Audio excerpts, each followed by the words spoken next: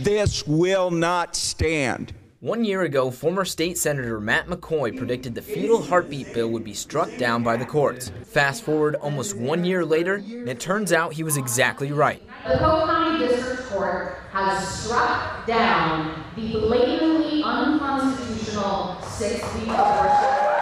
The law would have banned abortions once a fetal heartbeat is detected, which can happen as early as 6 weeks into pregnancy.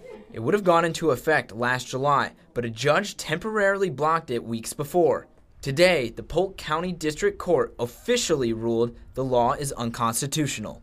Well, first of all, I wasn't shocked. I hate to say, we kind of anticipated this. Bob Vanderplots is the president and CEO of the Family Leader, a social conservative group.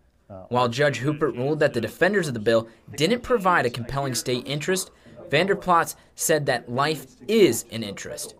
We know we don't have a constitution that says you can kill people, and a heartbeat signifies a life, signifies a separate person with DNA. You don't have a right to kill that person. The ball is now in the Republicans' court.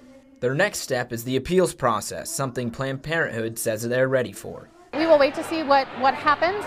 If there are further legal steps, we will continue to fight to protect access to safe and legal abortion every step of the way. Reporting in Des Moines, Bo Bowman, KCCI 8 News, Iowa's news leader.